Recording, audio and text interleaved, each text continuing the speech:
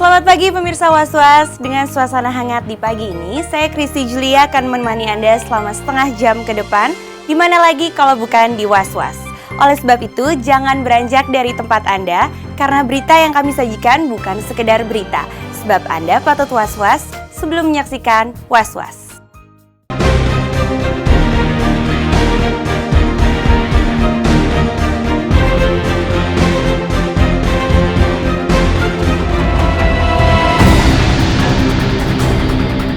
Polemik mengenai makam almarhum Ustadz Jeffrey Al-Bukhari ternyata tak hanya menjadi permasalahan antara Pipik Dian Irawati dengan ibu mertua juga saudara iparnya.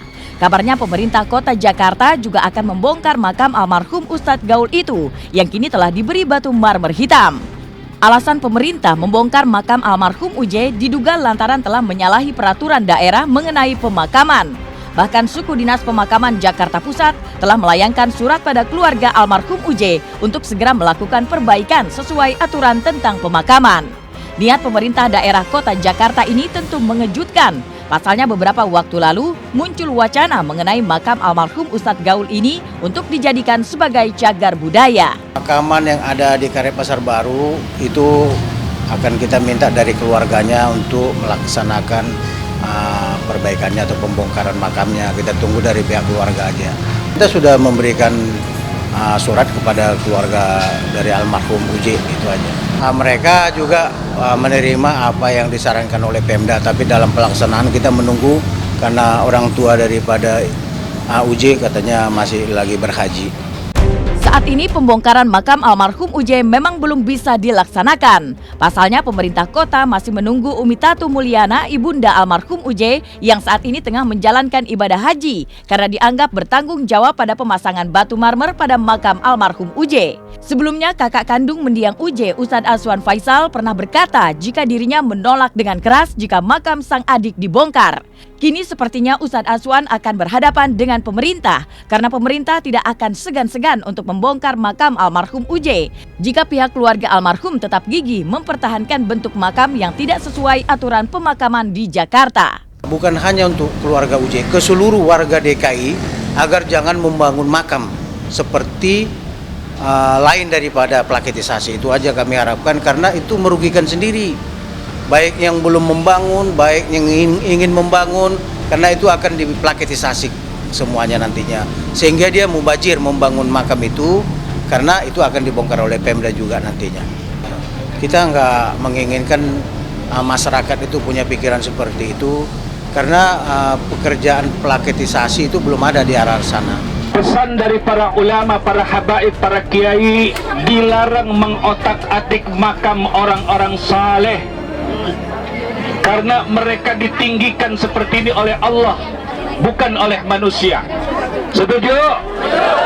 Penolakan keras Ustadz Azwan Faisal yang menggandeng beberapa sahabatnya yang juga para mubalik ini memang cukup mengejutkan.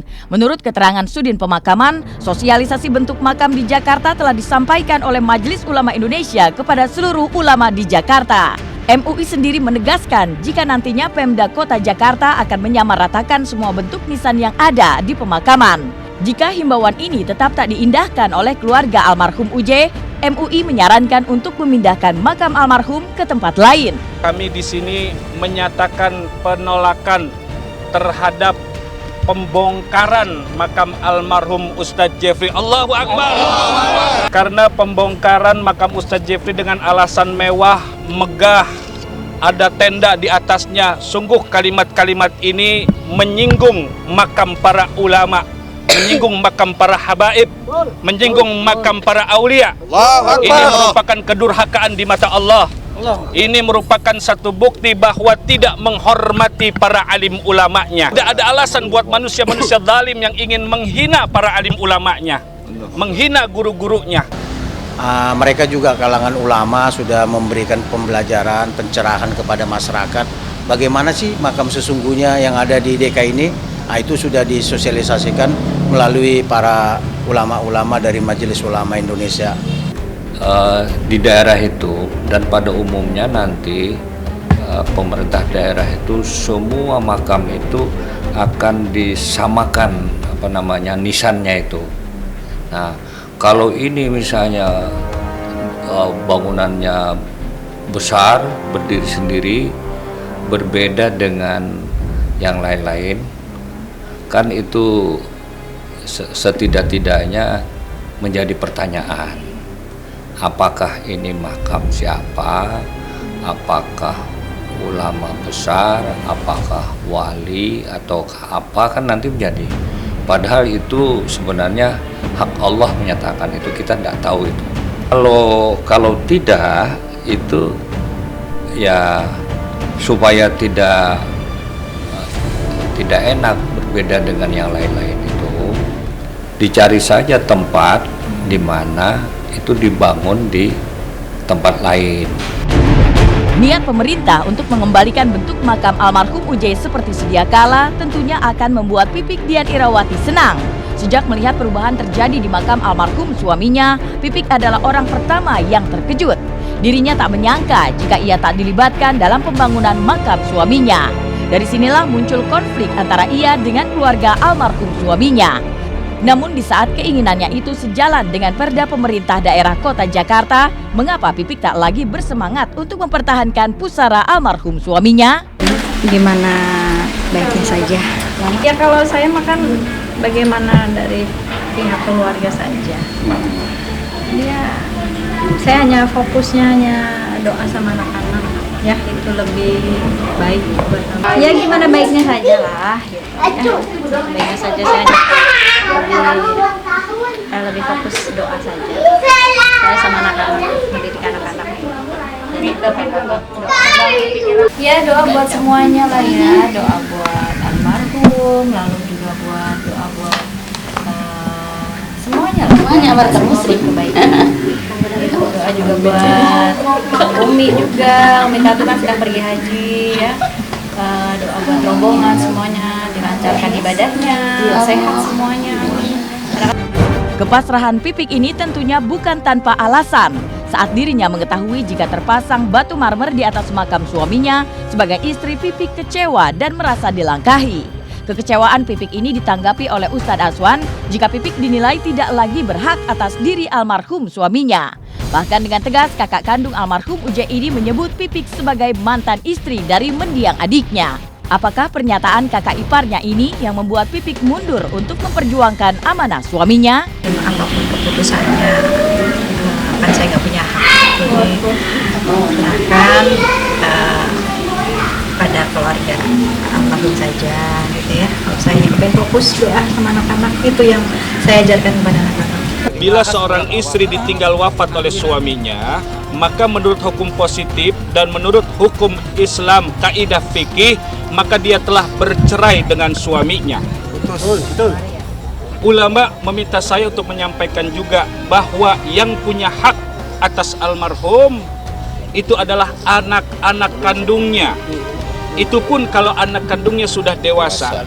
Namun sekarang dalam istilah fikih, anak-anaknya disebut sebagai ghairu mumayyiz, yaitu masih anak-anak yang belum bisa membedakan mana benar, mana tidak benar.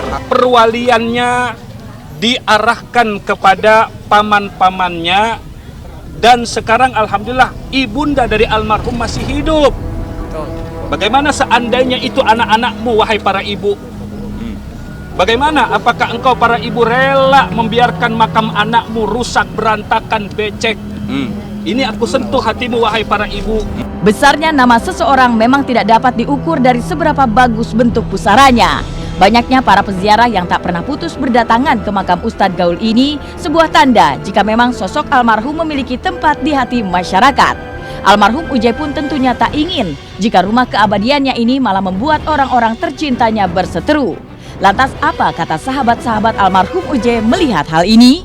Nggak paham saya, jadi sampai situ saya nggak paham. Saya sih mendoakan saja mudah-mudahan kedua keluarga bisa ketemu jalan penyelesaiannya lewat sini saya. Tapi memang ya udahlah, ridho ikhlas aja kuncinya. Ridho ikhlas aja gitu kan. Insya Allah ada jalan terbaik. Nggak inilah. Toh bentuk makam seperti apapun tidak akan mengurangi kemuliaan seseorang yang sudah Allah muliakan.